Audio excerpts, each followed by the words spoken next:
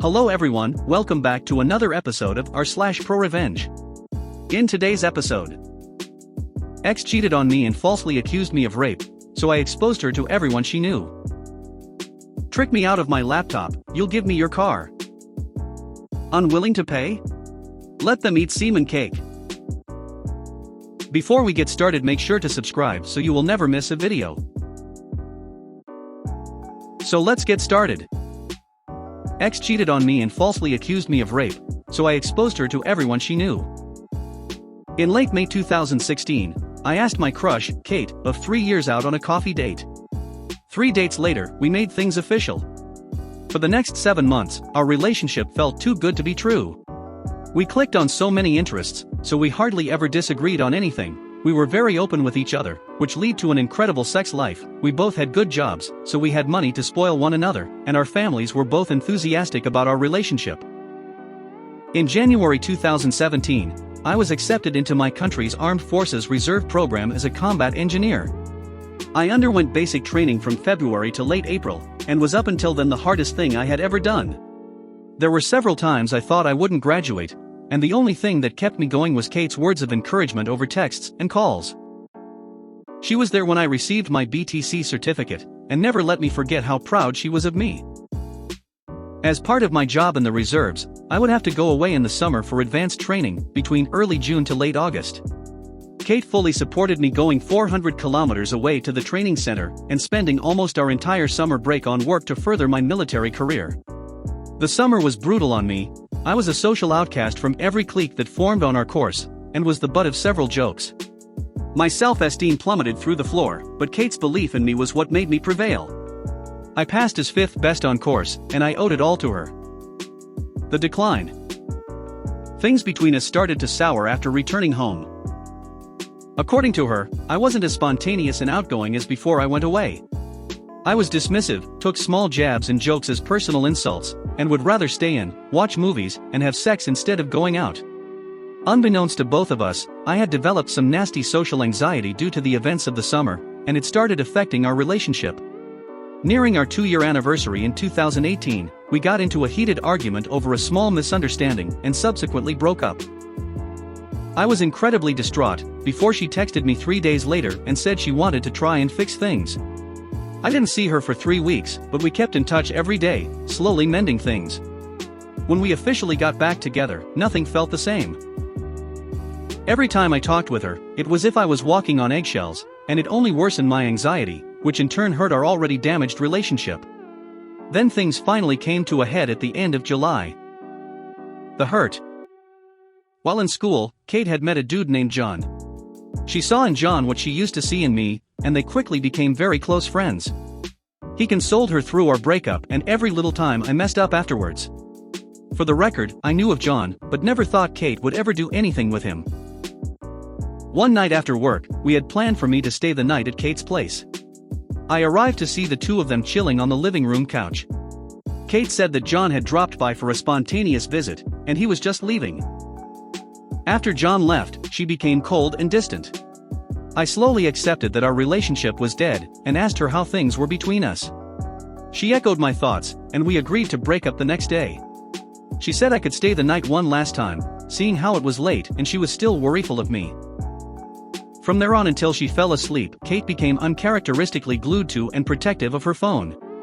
In the past, she wouldn't care if I had glanced over to catch her and her friends texting about whatever, but now she did her best to hide the screen from me. I asked her about it, and she said it was private stuff, which only raised more questions. After she fell asleep, curiosity got the better of me.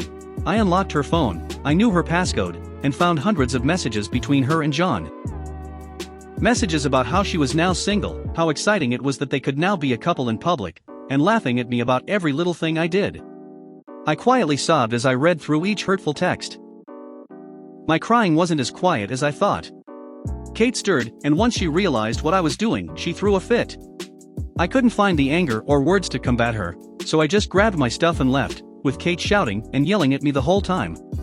It was late in the morning when I got home. I just broke down and ugly cried all night. I called in sick from work the next day, and spent it sulking in my bed. The day after, I got several angry texts from Kate's friends and family. In a bid to save her image and denounce anything I might say about her, she told anyone she knew that I had forced myself upon her that night in one last attempt to get some before we broke up, and left after the deed was done. Though what I had done was scarring, she refused to press charges because she didn't want to make a circus of her life in court, and was the bigger person by doing so. I spent the next few months in fear that her allegation would have me discharged from the army and my image forever tarnished, but nothing ever happened. The revenge. 5 months afterwards, Kate DM'd me. After pleasantries, she basically apologized for the whole thing and actually admitted to faking it, though she would never publicly admit it to save her own reputation, my image be damned. This angered me, but I kept cool. I screenshot the texts and continued talking with her.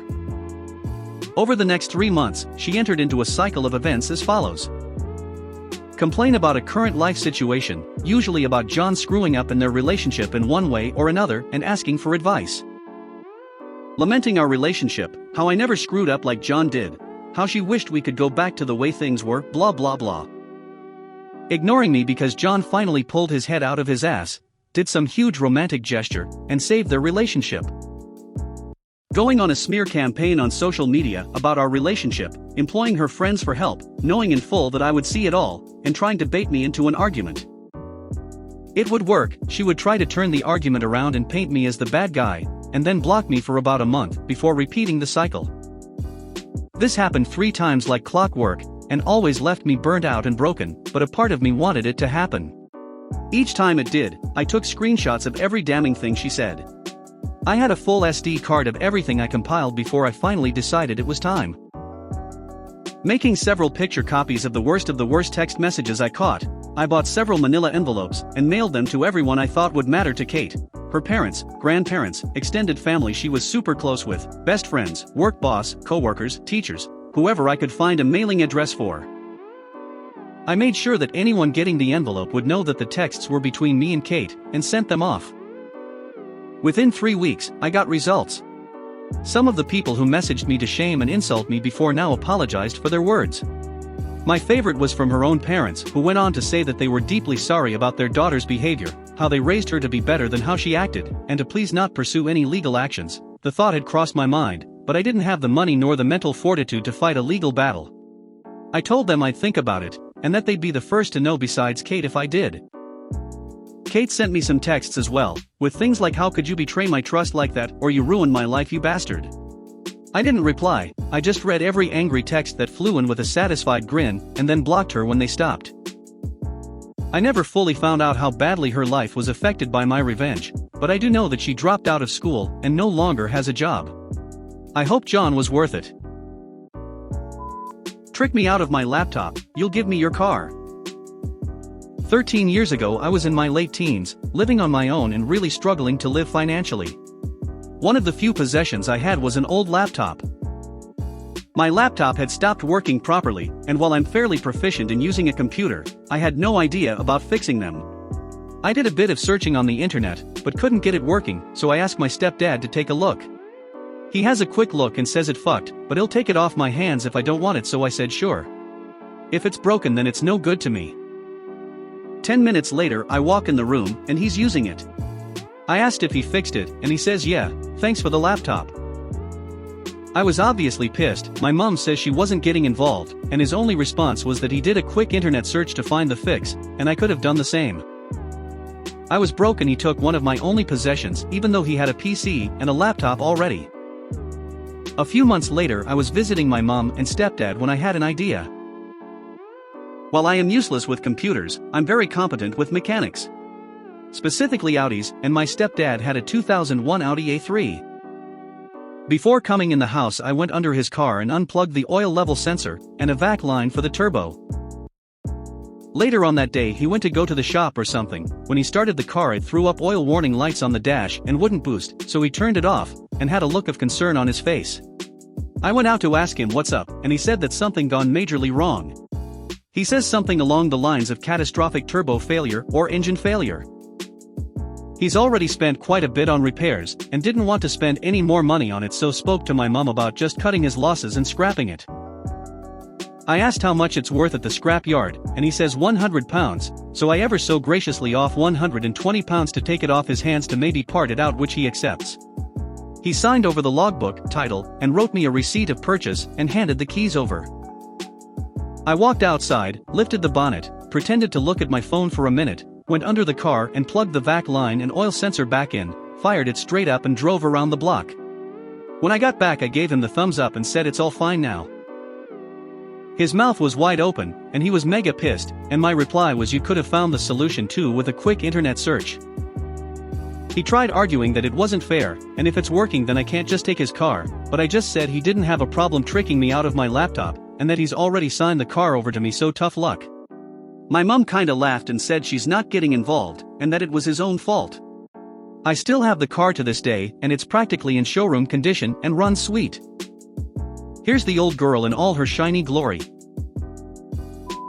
Unwilling to pay? Let them eat semen cake. So, I'm a 17-year-old web dev who can make basic websites and stuff to earn money for video games. The job's pretty easy for the pay. I get picked up by some local bakery so people could pre-order cakes and stuff online. Took a few hours to puke out a functional backend and a day to make it all pretty, thanks Bootstrap. I had agreed for 700 rupees, basically $10, which is insanely cheap even for India, but all I need is video game money, so I'm good with that. When I'm done with the job, they needed to purchase the domains and a server, which I explicitly told them you pay me 10, and use another 10 to buy a domain and 5 to rent servers. Total is $25. They give me $15 so I could set their stuff up. Once the website was fully operational, I asked for my money. But apparently they didn't want to pay because if I wasn't hosting the server anyways, why do I need compensation? You know, because apparently time has no value. The thing was I could still access the server as I had the credentials for the server. So I go home, log in and make one tiny change. The way the website works is that there's a customer page which shows you your orders, and there's a page for the store owners to see orders, payments, etc. Here's what I did. Added a small inconspicuous may contain semen warning in all product details. In the page where it shows you order confirmations to the customer, some options are changed with semen. So like semen frosting, won by random. The website went down in about a week, and they're back selling on Facebook LOL. Guessing someone complained or something. If you made it to the end of the video, thanks for watching. Don't forget to like, subscribe and share, and we will see you in the next video.